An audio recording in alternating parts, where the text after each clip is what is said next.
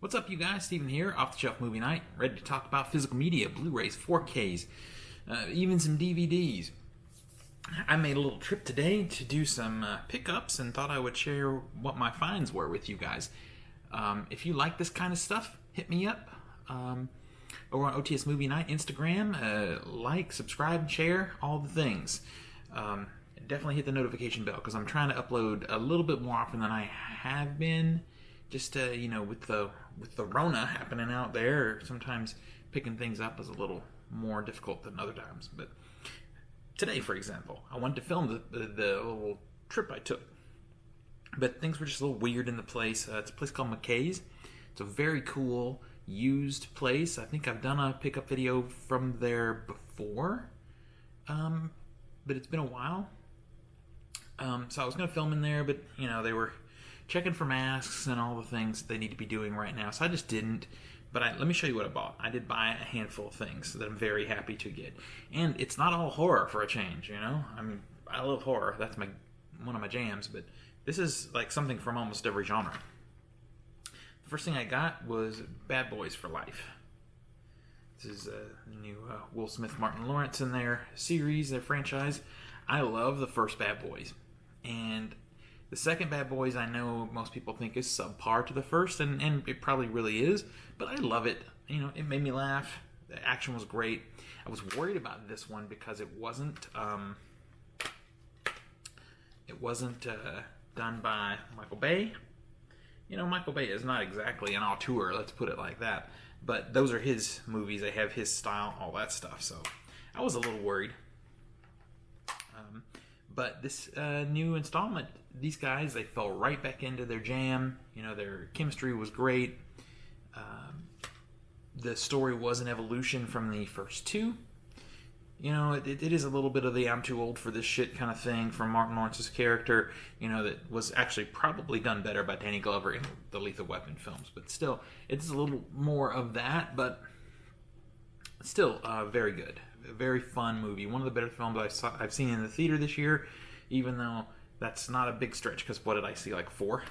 Anyway, got this in 4K. Happy for that. As you can see, I paid $14.95 for that. That was a little bit high, but I paid a little more than I normally would because I had credit. I had a gift card kind of thing. There. Let me get a drink of iced coffee here right quick. Does anybody else drink iced coffee out of an AC/DC cup, or is it just me? So next on my list is just a catalog title that, when keeping this as brief as I can, when my place was being built here and a lot of things that I had got stolen. The reason this channel exists is I was trying to reacquire all of those missing films. One of the things that I was taken was my copy of Super 8. So I was able to replace that Blu-ray. This is a Blu-ray DVD combo. It's missing the slip, which is annoying, but Super 8 is a J.J. Abrams film, produced by Steven Spielberg. Feels very much like a Spielberg film. This is, sort of E.T. Iron Giant-y, but there's also such a love for the art of filmmaking in this one. Being a filmmaker myself, I really can connect with that story that's in Super 8. If you've seen it, let me know in the comments what you thought of it. So look at that. So we have an action film and a science fiction film, kind of also a family film. And now what do we got? We've got The American Scream. So this is a documentary. Don't find used documentaries that often, so I was happy to get it. And it also plays into some things I've been collecting, as you guys know. I did my own haunt documentary, and I saw this one before I did mine. Mine was, of course, called Family of Fear. It was a documentary about a haunt. This is a documentary about home haunts. People who every year turn their houses into haunted attractions. And it's a very fun film. It's a 2-disc set here. I paid $11 for it. Very happy to have that one. So there's a documentary, kind of leaning into the horror thing, but not a horror film by any stretch. And okay, so the last 2 films are horror films. All right, so here we go. I finally got myself a copy. It's $12.95 I paid. And that's expensive, I know, but I mean, this thing is still going for nearly $20 everywhere. This is the new Child's Play remake, or I don't know if you call it a remake or you call it a fresh installment in the franchise. It could kind of be both. I really liked this film. This one's pretty new. It's still got... I hate when they do the glue. Do you guys hate that when they do the glue on the spine and then you've got this little plastic stuff that's just there? Anyway, we got that. There is a digital code in here. I don't know if it's going to work, but I do have it. I bet it won't. I didn't buy it assuming, because this was in a box inside of a death-proof box, so I had no clue that was there.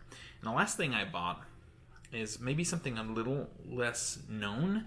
This is In the House of the Devil. If you haven't seen this and you're into horror, especially if you're into retro horror, like 60s style, Rosemary's Baby kind of feel, like look and feel, then you need to see this movie. This is a newer movie. I can't remember the date. Maybe the last 10 years or something. I'm not real specific on... can't remember. Anyway, it has...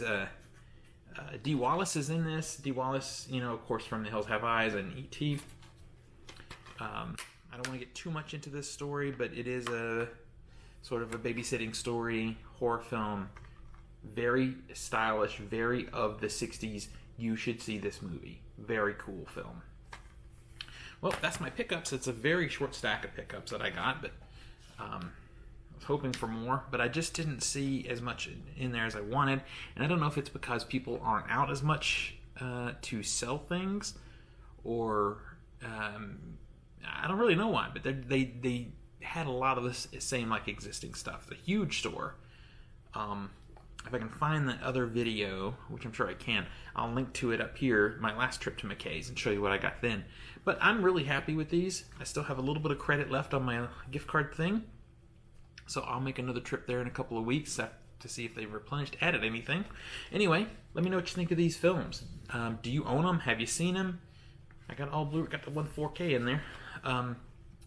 And let's talk about physical media. I hope everybody's doing well, staying safe, and watching some cool stuff. And if you are, please remind your friends and family why physical media is the best way to watch films and TV. I'll see you guys on the next one.